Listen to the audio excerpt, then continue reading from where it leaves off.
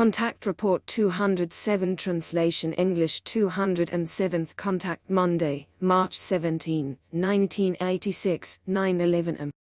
Today, I first have a question about your space-time configuration, which is practically another dimension, but which is equally directed to ours and, therefore, is material in an equal way. Our universe is called the DRN universe.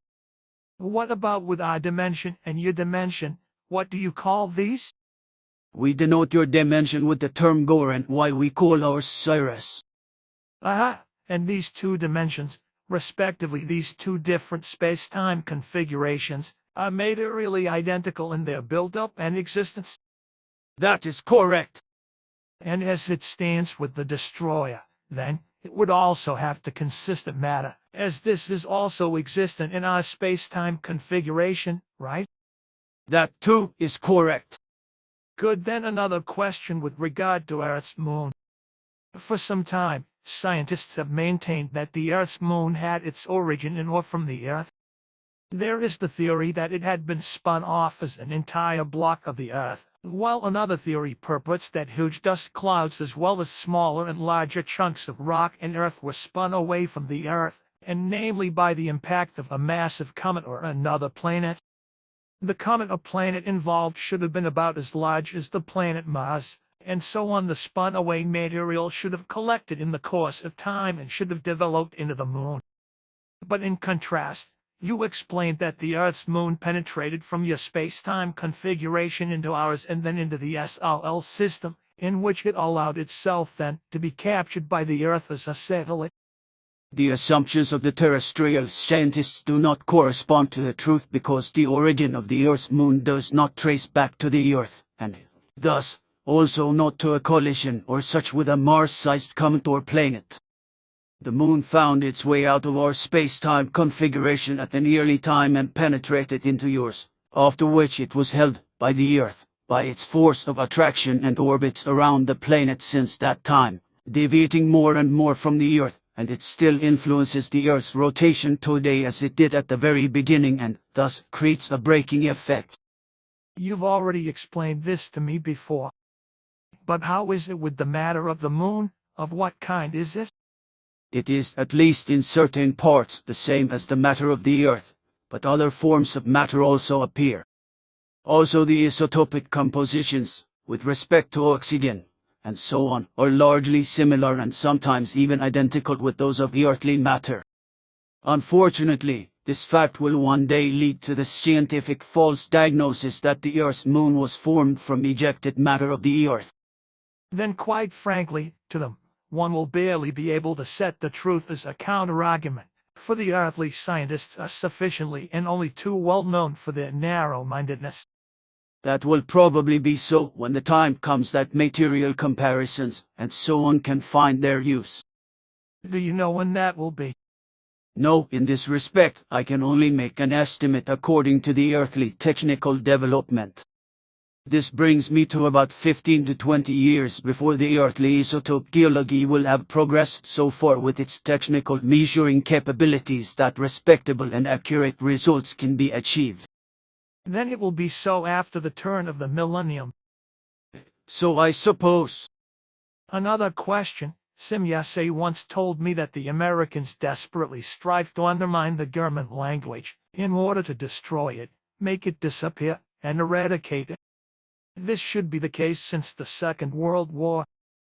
Can you tell me something about this? With what Simyase explained to you, it concerns a fact that actually also traces back to the Second World War. Already during the war, it was decided for all American forms of politics to undermine the German language by all possible means and make it disappear, as you say, in order to smooth the way for the worldwide dissemination of the American language, an abnormality of the original English language. This is done by the entire American economy as well as by the military, the secret services and the sex, the actual government policy, and through all other things that generate an influence in any form and through which the German language can be subverted. The American secret resolution is that the German language is supposed to be replaced by the American, namely in a worldwide form, as I already explained. The American language should slowly but surely become the world language, which should replace all other languages, so not just the German. This is also a reason why Americans, once they have found entrance into a country in some form, no longer let themselves be driven out but as far as possible, stay in it for all times. This is also connected with the American plans for world domination, from which increasingly follows their nature of playing world police, from which arise many habits of war. What is still to be said on top of that, I mean in reference to the undermining of the German language by the Americans, is that the American language and the actual English language too are extremely deficient and poor in expression, as well as incapable of being expanded upon and pitiable. This is in complete contrast to the German language, which finds no equal in its mightiness and possibility of expression, not in any place or in any other language on the earth. The German language is a continuation of the old Lyran language, and it is practically the only language on the earth that can be endlessly developed and expanded upon in an absolutely understandable form, this being in the form of the possible combination of words and terms or in the new creation of words and terms, and so on, a fact that is not possible with the American language or with the actual English language or with any other language, as it is with the German language, which must be designated as the world's best language. That is a word. There probably isn't any more to be said in addition.